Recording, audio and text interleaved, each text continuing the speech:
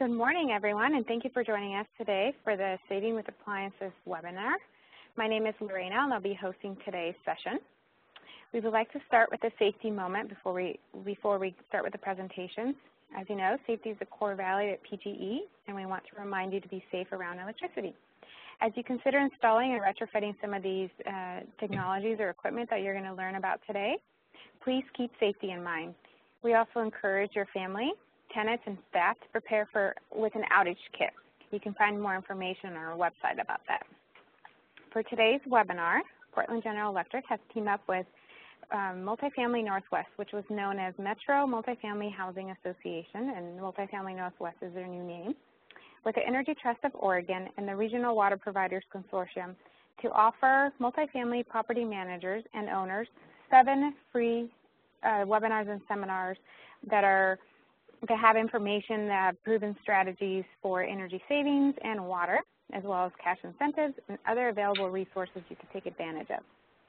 Today's session is the last of the webinar sessions, but we do have a couple more Lenten series sessions that you can join us, and we'll talk about those at the end of the session. Attend one or all, and also they are available to receive free and available to receive Oregon Real Estate Continuing Education credit hours. Before I introduce presenters, I wanted to show you some of the tools we'll be using today. To the right side of your screen, you'll see the participants window where your name is listed. If at any point you have a question that you want to ask out loud or you have any concerns, feel free to use a little raise hand icon. We do have time dedicated at the end where we'll be asking instructors questions, but if you want to ask the question over the phone, at that point we will ask you to raise your hand. And then we'll take care of unmuting yourself so you can do that. Underneath that window, you'll also see a chat window where you can chat if you have any issues or any questions throughout the session, and there'll be other messages that we'll be sending through there through the chat window. Again, and you can chat with me on any other issues that come up. Underneath that, at the end of the session, you'll also see a polling survey. We do appreciate your feedback, and we'd like to learn more about what we can provide for you and your tenants. So please do fill that out at the end of the session. So today we have 3 wonderful presenters that we've invited to help join our webinar today. Lindsay Berman represents the Regional Water Providers Consortium. She is the program manager there since 2002. She's responsible for developing and delivering water conservation education and outreach programs and services for over 20 water provider municipalities, and that's serving Multnomah, Washington, and Clackamas counties. The conservation programs which Lindsay manages includes a multimedia regional conservation campaign, the consortium's www.conserveh2o.org, which you've probably seen some commercials about, regional events and workshops, development of educational materials, and water conservation assembly programs for schools. Again, it's all revolving around water conservation. Then we have Nick, who's going to be representing the Energy Trust of Oregon today. He is the business development lead for the Energy Trust Multifamily Program. Currently works with trade allies, property management firms, property owners, and multifamily organizations across the state to promote energy efficiency products, services, and education. Nick has over 5 years of experience working within the energy efficiency field, assisting owners and contractors to navigate the ever-changing energy landscaping. Previously, before joining Energy Trust, he worked closely with Energy Trust HVAC trade allies to engage Portland metro market and energy efficiency HVAC choices. And then we will end with Isaiah, who's going to be talking about he represents our demand response program here at Portland General Electric, and he manages and is going to talk to us about how to get ready for demand response. He helps customers lower their energy costs by reducing their energy use when demand is particularly high in the region. Isaiah holds a degree in construction management from Northern Arizona University and has worked as a construction project engineer in Nevada, Arizona, and Hawaii, as well as on a leadership in energy and environmental design which is a LEED Gold certified dormitory in Portland. Isaiah has worked in the utility industry since 2009. So again, these three presenters have a wide range of experience, and we will have some time dedicated after their presentations where we'll ask questions, so feel free to submit those again through chat. So without further ado, I will go ahead and get started with Lindsay with the Water Consortium. Thanks, Lorena. Good morning, everybody. My name, as Lorena mentioned, is Lindsay Berman, and I'm the Water Conservation Program Manager for the Regional Water Providers Consortium. And in my presentation this morning, I'm going to talk to you about some simple ways that you as property managers can reduce your property's water consumption and ultimately save some money, which I know you're all interested in doing. My presentation is going to focus on the WaterSense label, the difference between the WaterSense label and the Energy Star labeling program, potential savings with WaterSense products, and also savings with free conservation devices and rebates that are available to you through your local water providers. Throughout the presentation, I'm going to reference water providers in your region, and if your property is located in the Portland metro area, there's a really good chance that your water provider is a member of the Regional Water Providers Consortium. So if you look off to the chart on the right of the graph or the screen here, you'll see a listing of the consortium members, and there's over 20 municipality water members in our group. As a collective organization, we pool our resources in the areas of conservation education, as Lorena had mentioned, regional supply planning, and also emergency preparedness. So many of the conservation devices, the rebate information that I referenced, these are all, for the most part, available to you from your local water provider. So you'll want to contact them directly for assistance. And you can also locate that information on our conserveh2o.org website. Okay, so let's begin by looking at indoor water use. Americans on average use about 100 gallons of water per person per day. But in the Portland area, that average is considerably less. It's about 60 gallons per person per day. Toilets account for the highest water user in the household. It's about 27% of your indoor water use. And that's next followed by clothes washers at about 22%, showers at approximately 17%, and faucets. This includes kitchen and bathroom faucets at about 16%. So if we look at the combined total of toilets, faucets, and showers, we're looking at about 60% of your total indoor water use.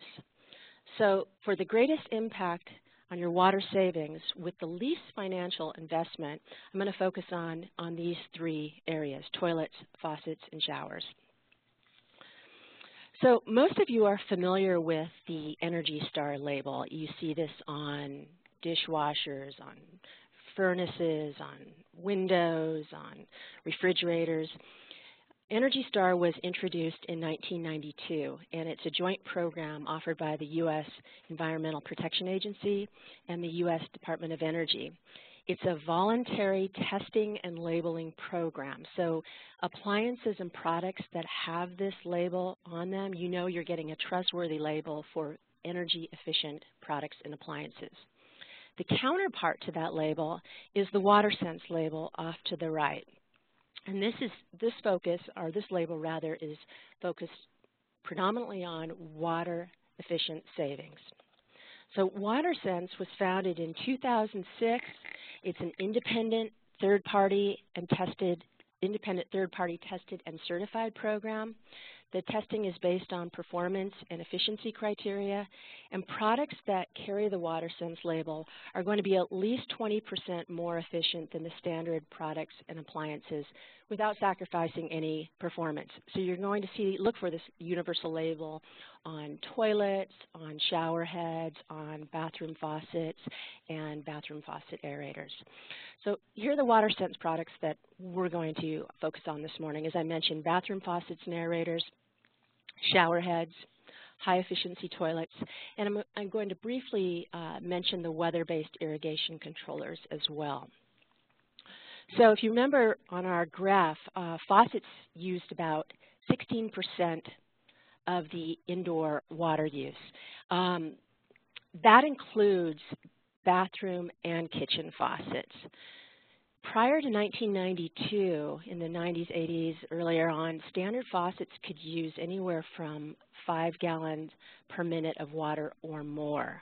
In 1992, when the plumbing codes changed, that residential standard for bathroom faucets and aerators was decreased almost 50%, a little bit more than that, 2.2 gallons per minute. Now, if you buy a WaterSense labeled bathroom faucet or aerator, you're going to even get bigger savings. At 1.5 gallons per minute the flow, you're going to see at least a 30% more efficient rate with a WaterSense labeled product versus a standard product. Now, the consortium, our group of water provider members, we do give out bathroom faucet aerators. They're not WaterSense labeled, but we do give these out free to customers. So I'd encourage you to, again, check with your local water provider and see if these are available. The aerator, the little piece that you see up in the far right top of your screen, it basically, you can retrofit an old bathroom faucet by just removing the tip of your old faucet and adding a high efficiency aerator. It just basically screws on to the tip of the faucet. And the aerators function by reducing the flow of water from the faucet by using air, which maintains a strong water pressure. Now, you may be asking or thinking, well, where are the kitchen faucet aerators and kitchen faucets? WaterSense currently does not label kitchen faucets or kitchen faucet aerators. And the reason is this user has a different user expectation and need for the kitchen. With a kitchen faucet, you need to rinse dishes and you need to fill containers, and these are tasks that require a much higher volume or flow rate. So, for example, a quart pot would require 5 gallons of water to fill. By reducing the flow rate, it would take a lot longer to fill, and thereby creating issues of user dissatisfaction. So this would be counter to the WaterSense program goals of increasing efficiency while maintaining performance. Now, that being said, a standard kitchen faucet aerator, or rather a standard kitchen faucet, uses about 2.5 gallons per minute. The consortium, our group, does offer kitchen faucet aerators at 1.5 gallons per minute, and we do offer these for free to customers. So again, I encourage you to contact your local water provider and see if these are in fact available. If you have to buy these, they're about $1 to $5 each, so a really cheap investment for about 30% more water savings. Shower heads.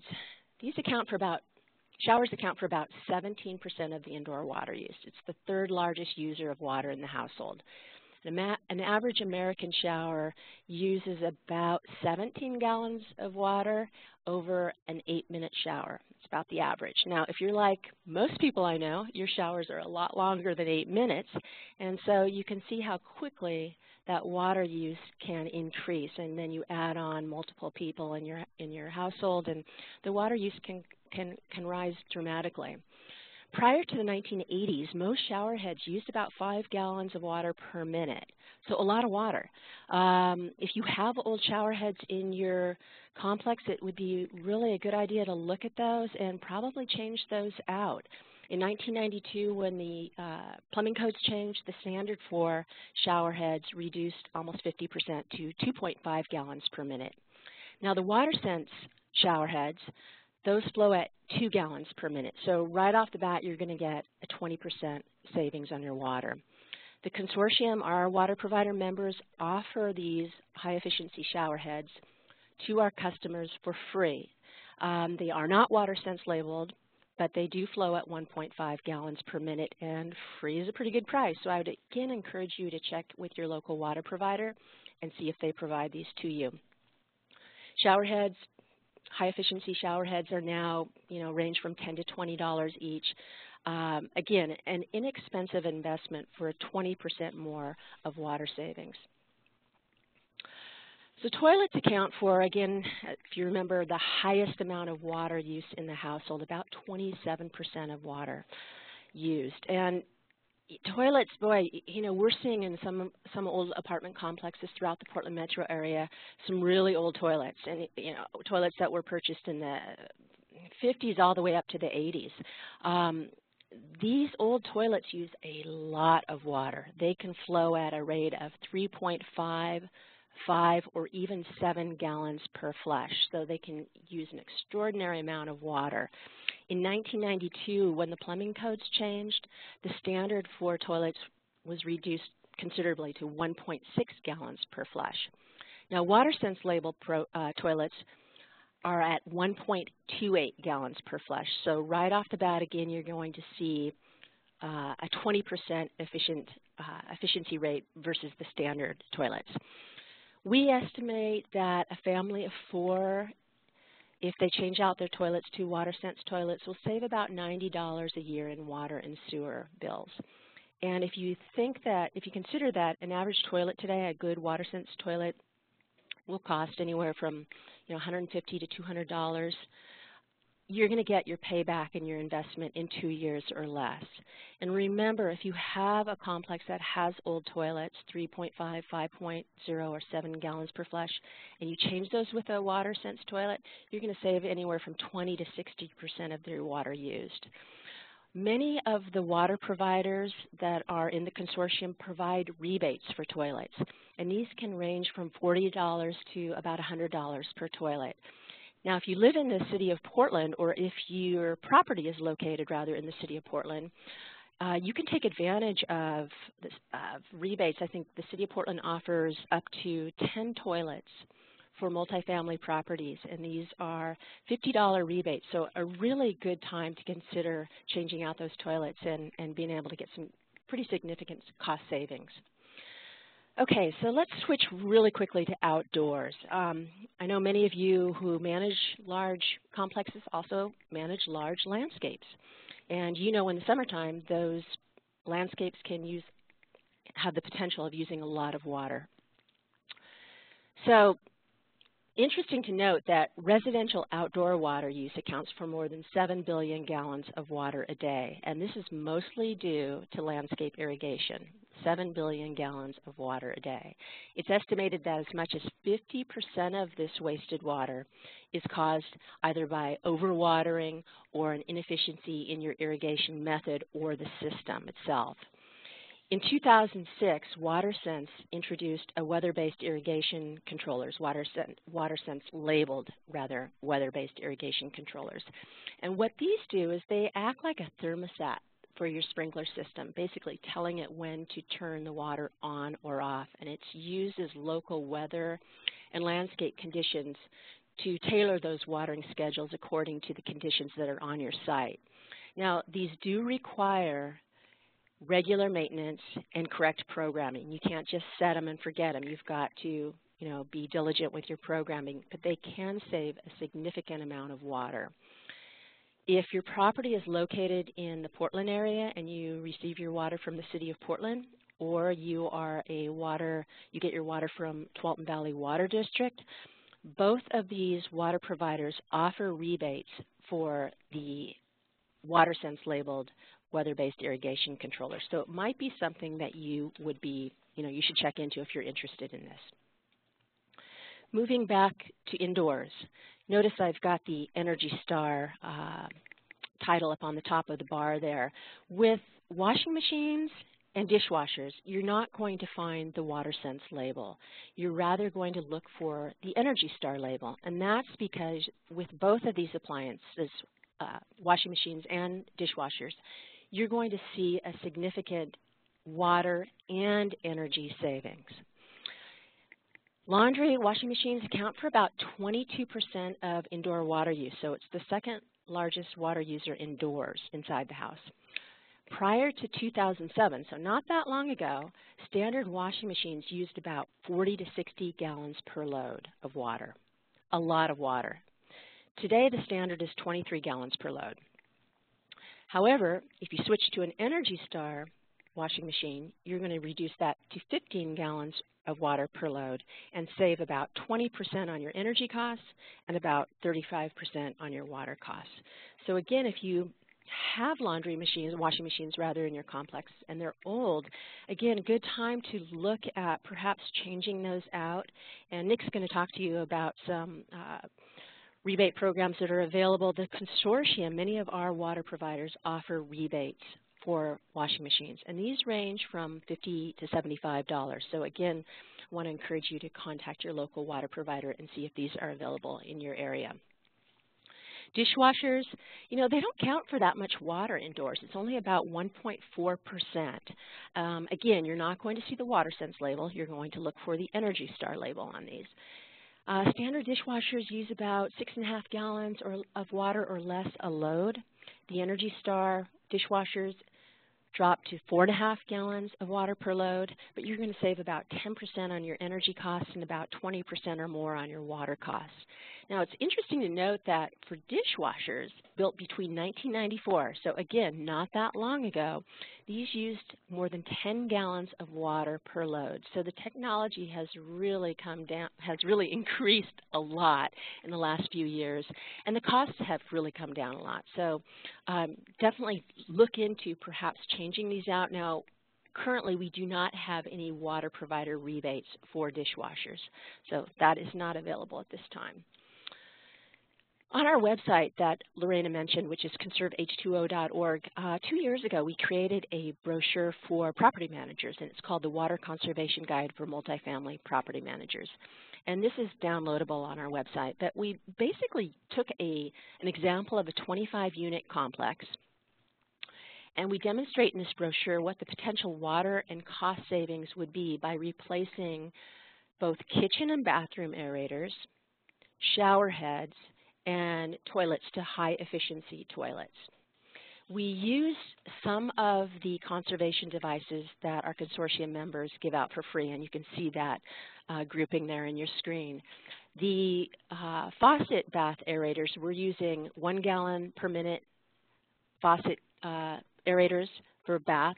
We're using, in this brochure, we're using 1.5 gallon per minute kitchen aerators, and we're changing out the toilets to high-efficiency WaterSense toilets, 1.28. Your actual savings is all listed in the brochure, so you'll see your investment. You know, if you make all of these changes, or you just decide to just do a couple, or maybe just one, such as shower heads, it will list your total cost up front, your payback, your water saved, and your financial savings at the end of the year.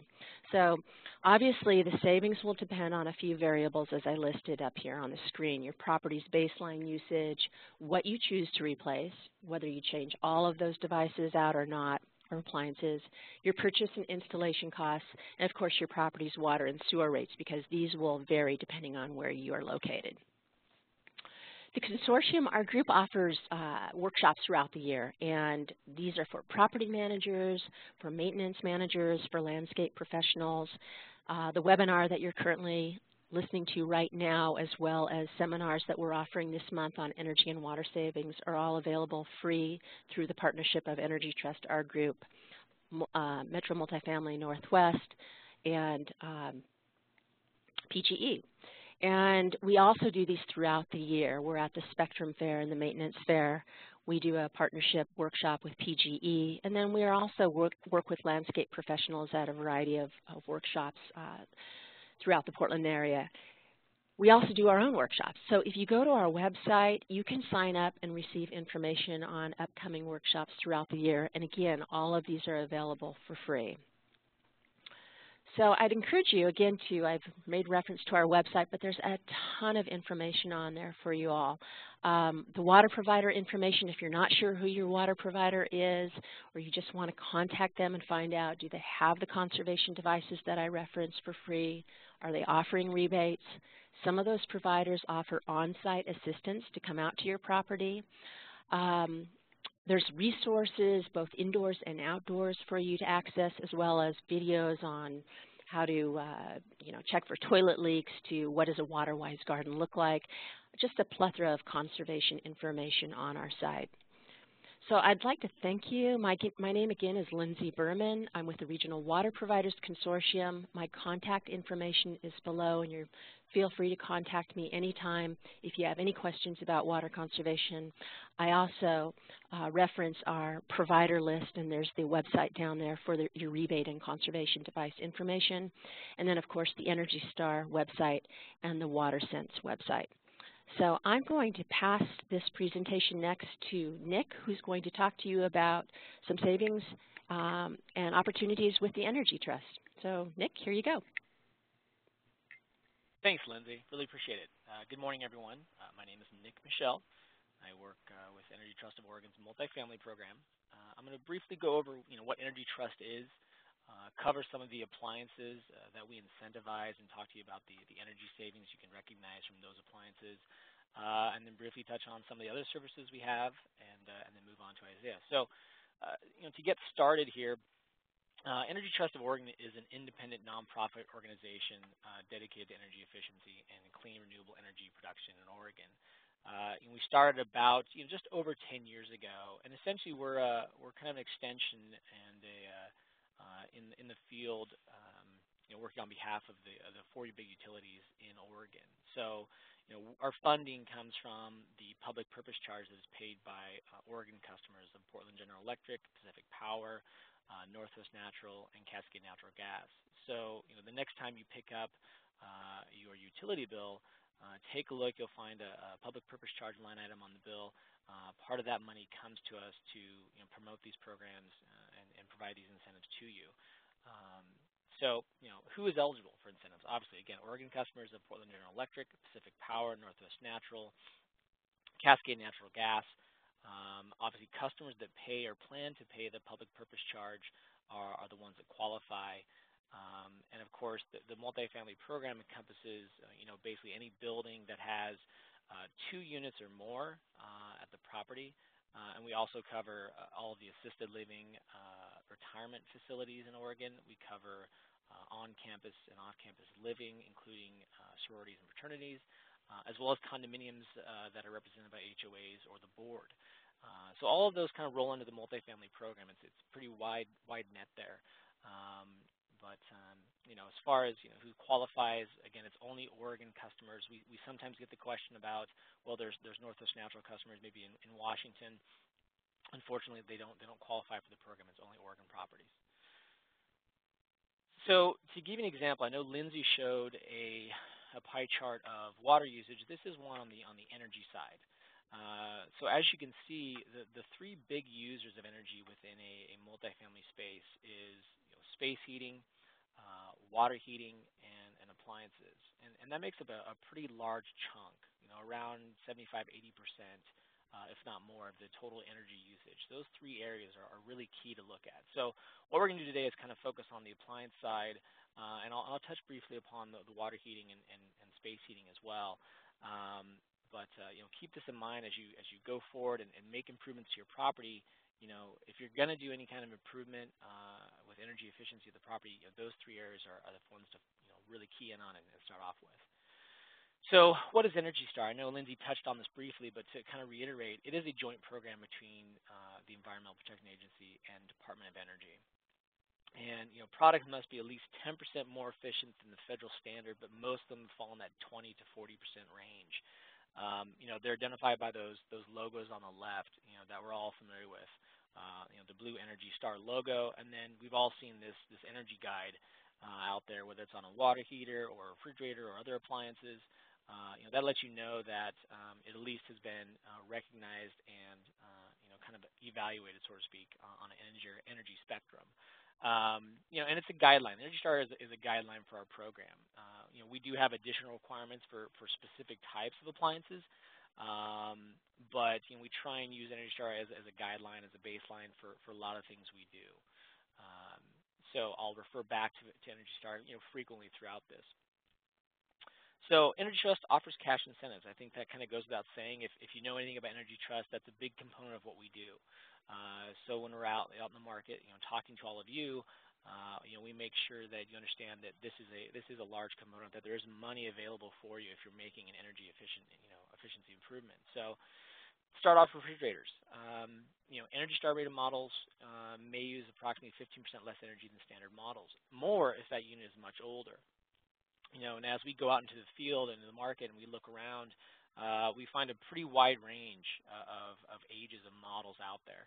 And so if your refrigerator is older than probably 8 to 10 years, you're probably consuming actually more energy than just maybe one that's more recent. So what we do is we provide a $50 incentive to move from that standard unit to an Energy Star rated model.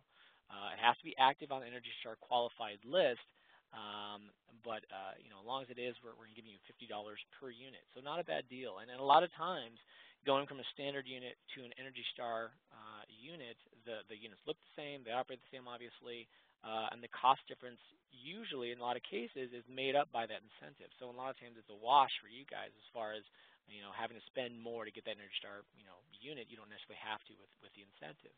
So keep that in mind. And refrigerators are pretty easy. I mean, that's something that is looked at, replaced quite often on turns, on flips. Always looking at appliances, obviously looking at the carpet and things like that. But refrigerators are something that are fairly inexpensive in a lot of ways, and you can really make a difference going to that Energy Star model as the next step. So dishwashers, same kind of thing. Lindsay mentioned this. Dishwashers don't consume a lot of water, although it is part of the energy consumption within the unit. We offer a $25 incentive for a qualifying dishwasher. It can only be the dishwasher in the unit. So if you have like a common area like a clubhouse, or maybe you have some other common area that might have a dishwasher, unfortunately those don't qualify. It's only the in-unit ones. And to take note, again, this is where we use Energy Star as a guideline, but we also add something to it. So what we're saying for dishwashers is it has to be on the Energy Star rated list and listed at 268 kilowatt hours per year or less as far as the usage. So that's something, a key criteria there to kind of focus on. Clothes washers, this is a big one. Energy Star models may use 20% less energy and 35% less water than standard models. That's pretty big. And we split our incentives between common areas and also in-unit areas.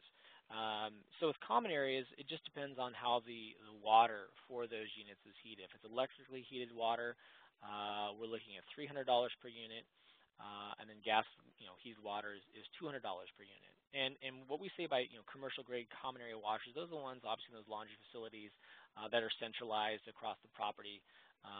Typically like a model would have a commercial rating on it. Those are the types we're referring to. And the ratings we work off of are the MEF, which is modified energy factor, and then the WF, which is water factor. Both of those terms, both of those ratings are common to the industry. So this is not something that is unique to our program or that we made up. Obviously, this is something we're using as industry terms. So finding these ratings is pretty easy to do, and they're typically published with the spec sheet on the model itself. So if you've got a common area using a laundry system, even if it's leased, we can still provide you an incentive. And then on the flip side, if it's in the unit, regardless if it's electrically heated or gas heated water, we're looking at $150 per unit, and it must be a modified energy factor of 2.2 or greater. Again, getting back to that lease thing, the commercial side of things, it must have a 7-year lease or longer.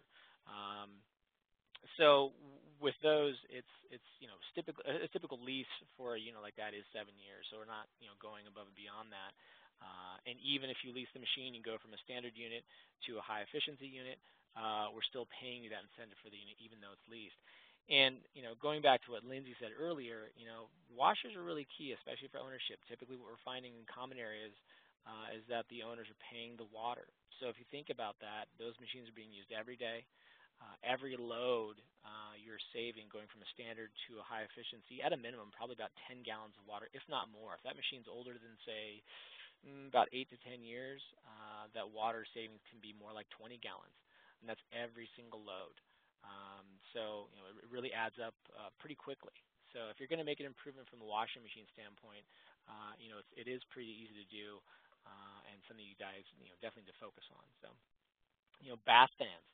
Here's something that I probably would say get overlooked frequently, but this is something that is a fairly easy replacement that ends up saving quite a bit of energy, and more importantly, I think, even beyond that, is the the health of the tenants.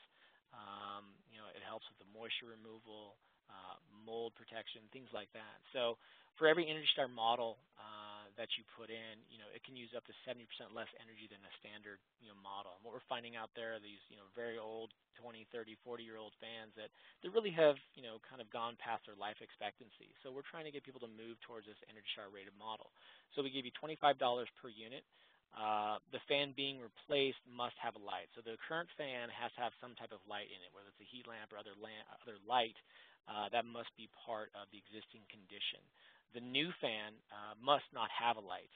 Typically what we're finding is the vanity provides enough light. You don't necessarily need one in that new fan, so the new fan can't have one. And then last but not least, of course, the new fan must meet Energy Star requirements and have an efficiency of 5.3 cubic feet per minute per watt or higher. The CFM per watt or cubic foot per minute per watt is a pretty standard rating out there, again, for fans. It's not something we're making up. And there are quite a few different models out there that meet this requirement. So again, something to realize, take note of.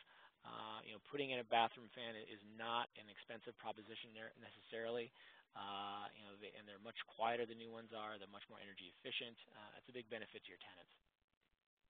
So other incentives, things I haven't touched on that are part of the program. We do incentivize water heaters.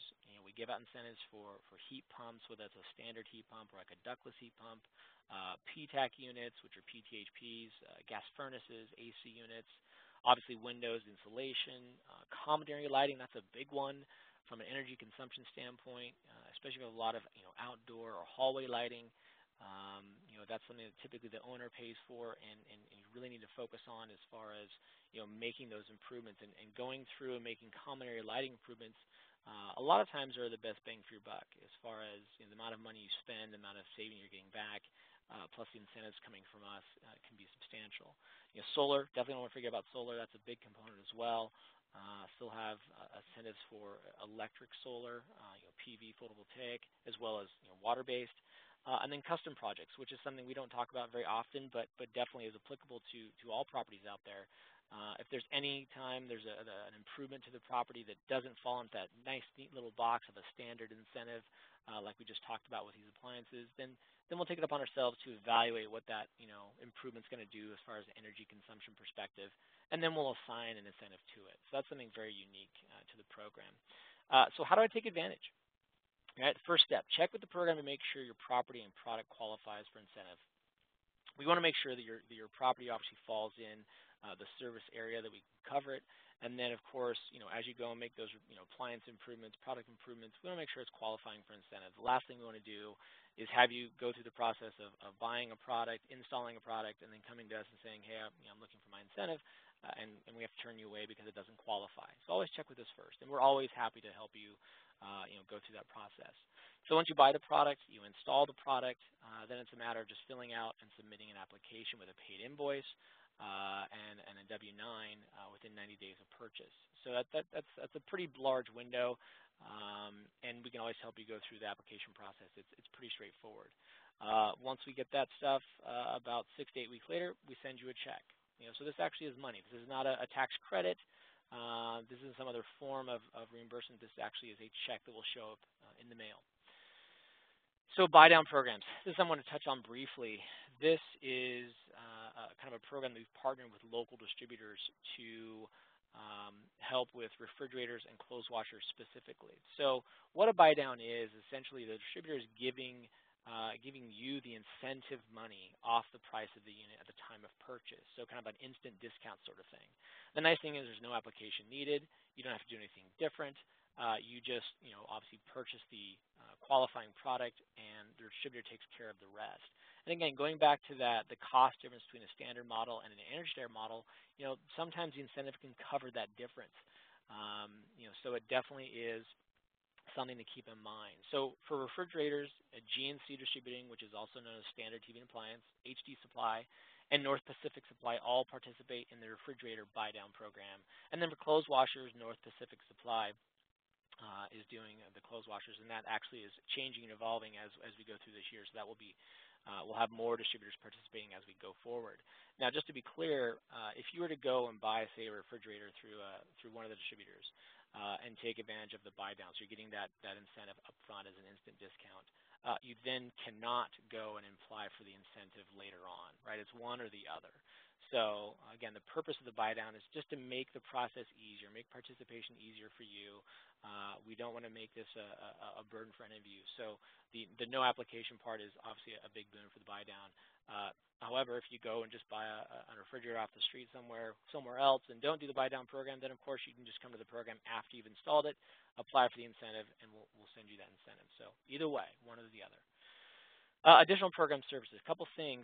Lindsay had talked about the consortium offering, shower heads and aerators. We do kind of a similar service. We include CFLs or compact fluorescents, those curly Q bulbs you're used to seeing. We have a team that will actually come out and put all of these devices in each unit that qualifies. It's a pretty slick service. We've had a lot of people take advantage of it. And we'll send you all the paperwork to give to your tenants as notices to tell you exactly what's going on, when we're going to be there, all that type of thing. So that's kind of a nice service. So, we can help you. The consortium can help you. Either way, just realize you have multiple avenues of resources to go down. So the walkthrough survey part is something that is, again, is a no-cost service. Everything we're talking about here is a no-cost service. The walkthrough survey is when one of our team members comes out to the property and reviews the property, kind of top to bottom, inside out. It takes about 45 minutes, and what we're looking for is just generally what are the energy efficiency improvements that can be made at that property. Once we've reviewed the property, we produce a report, and that report, outlines exactly what we found, what we recommend, and how much money is available to make those improvements. And I like to refer to it as a roadmap. It's kind of a reference point or roadmap for the ownership or the property management firm or whoever it might be for this property, so that when they decide to make those improvements down the way, whether it's appliances or something else, they have something they can refer to and say, oh, if I do this, I'll get this amount of money. So it's a pretty useful tool, and that's something I definitely highly recommend that everybody take advantage of. So again, to contact us, there's my name, Nick Michelle, Business Development Lead, Multifamily Program. That's my direct number and my email. I highly recommend that you go to the energytrust.org/multifamily website. There's more information there. We have some great case studies on projects that have been done. All of the incentive booklets and other information will be there as well. I highly recommend that people take advantage of this resource, any of these resources, obviously, to make your property more efficient, either energy-wise or water-wise. That's what we're here for. So thanks for the time, and I'm going to turn over to Isaiah. Isaiah, take it away. Thank you, Nick. I appreciate you handing it over, and thank you for that presentation. That was great. As Lorena mentioned earlier, my name is Isaiah Cox. I'm with Portland General Electric.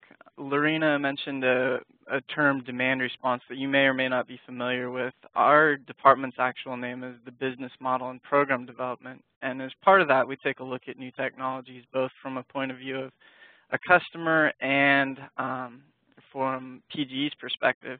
And today, you've had a lot of information come at you. I didn't have the intention of bringing you a program or anything really that in-depth, but we do see a technology that's new on the market that shows some promise both for our customers and for the electric grid that we wanted to give you a heads up about, kind of start giving you a little bit of detail that it's out there and point you that direction, because we do see a lot of promise there.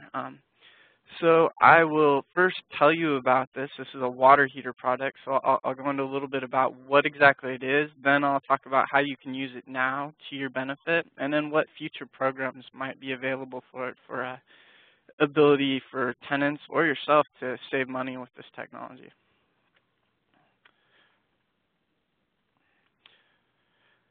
So in the past, water heaters were a really simple device. There was basically a thermostatic element and two heating coils at the top and bottom of the water heater.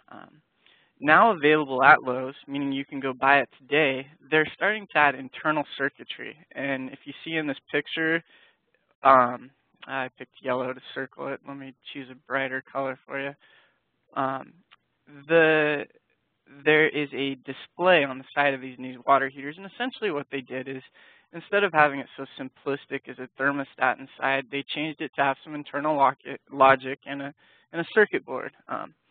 And so that really is, in the most basic, the only change to it.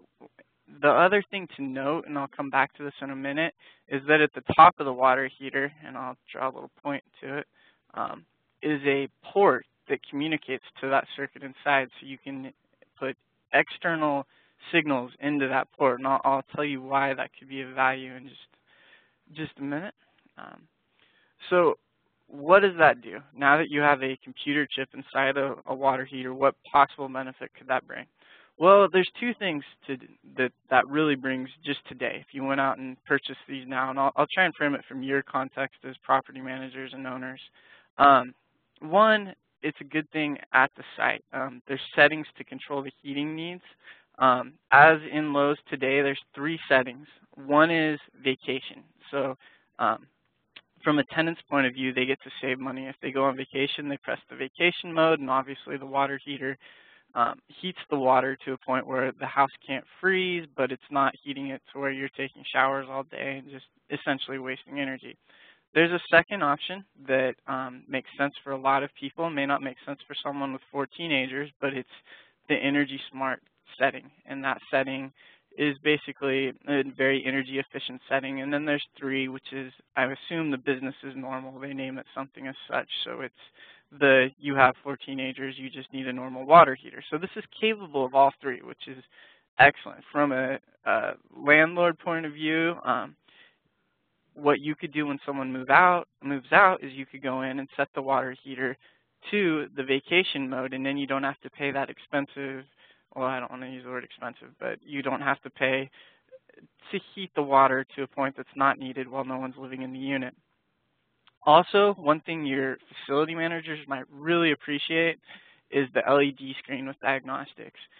So in the past, someone complained their water heater wasn't working. You went out and you stared at a white tank and wondered, why isn't this thing working?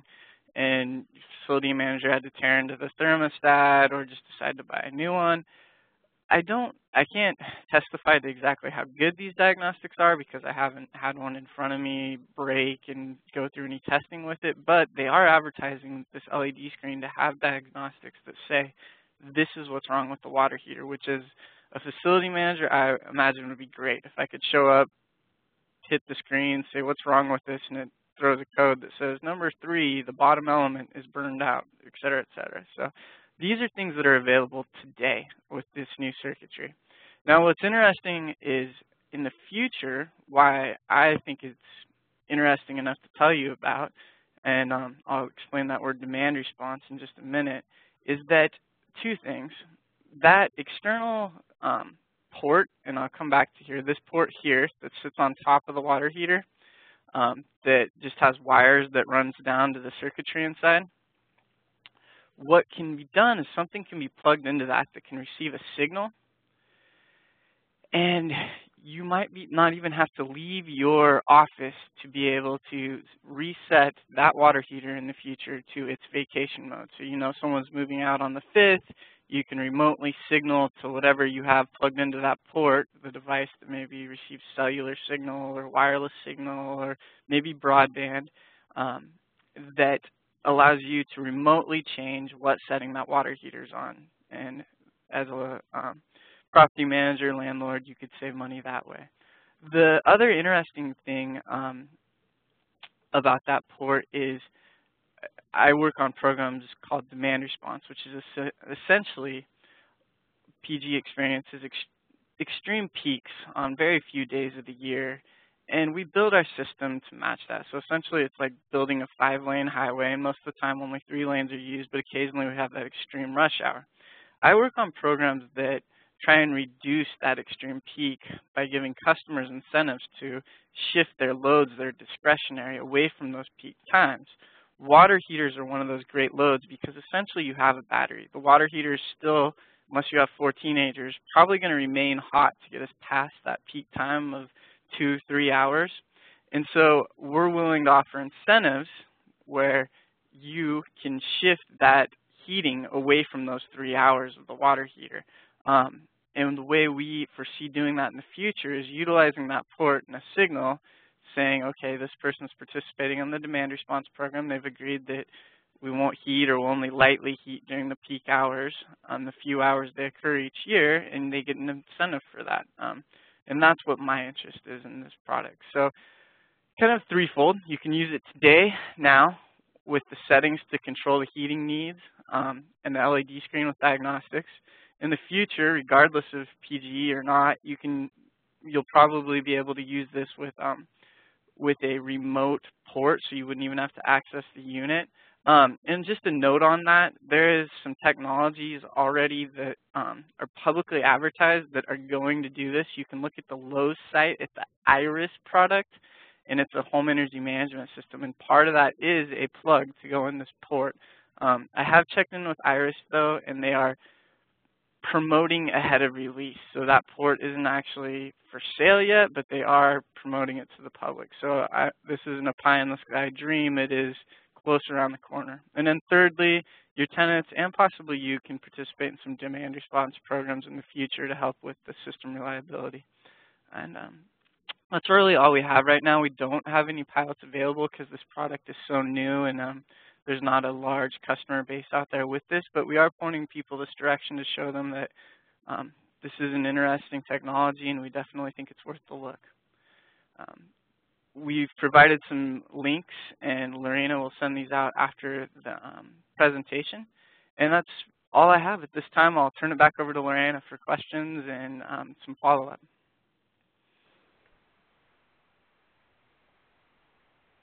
Great, thank you, Isaiah, and all the other presenters. I appreciate you sharing your knowledge and technology that property managers and tenants can take advantage of. We want to remind you we do have a couple more luncheon sessions from 11:30 to 1:30 on irrigation trends and technologies on March 21st, and investment strategies and energy benchmarking on March 27th, which Nick will also be presenting at the March 27th, and the Water Consortium will be presenting at the March 21st, which is tomorrow. Let us know if you want us to register you for that. And again, you'll see a poll that's going to come up to the right of your screen if you take a couple minutes to provide your feedback, and while we address a couple of the questions that came through. And I think this question, if Lindsay could maybe address this one, and if Nick would like to add on something, we'll go in that order. A question around, can property both of you talked about energy trust and rebate incentives, or incentives and rebates that people can take advantage of. Are you able to take advantage of both together, or is there any limits? Anything you can share or expand on that? Yeah, excuse me. I can take a stab at this, and Nick, you may want to join in after. You know, as I mentioned in my presentation, depending on who your water provider is, it's always, I'd encourage you to contact them about rebates, because these can vary from water provider to water provider, as well as the amount of the rebates can also vary. But to answer your question, if your water provider does offer a rebate, then yes, you can take advantage of our rebate, and you can also take advantage of the incentives that Energy Trust offers. So in terms of bundling, you can do that for both. Yeah, that's a good point, Lindsay. I mean, for our program, it's the same thing. You can take advantage of both, and we do sometimes get the question of, hey, I'm getting a tax credit from the federal government, or I'm getting some money from some other source. For the most part, we don't care if you get money from them, as far as the sense it doesn't really impact our program. So you can get an incentive from us, as well as the federal government or somebody else or whoever it might be. For the most part, you can definitely take advantage of both. Thank you both. Isaiah, if you wouldn't mind just expanding on the technology you talked about, where can somebody find those, and are there incentives available for them?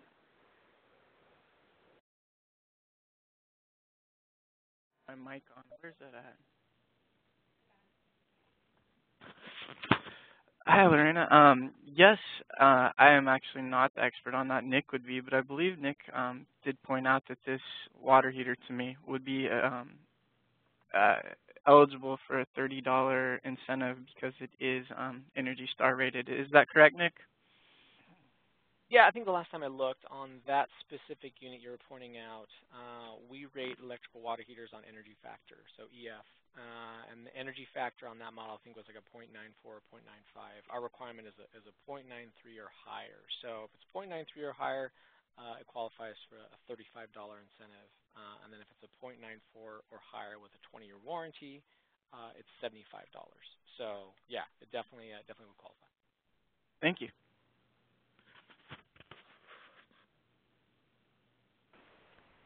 Great, thank you both. And just the last question. Let's see, we'll go back to this presentation here.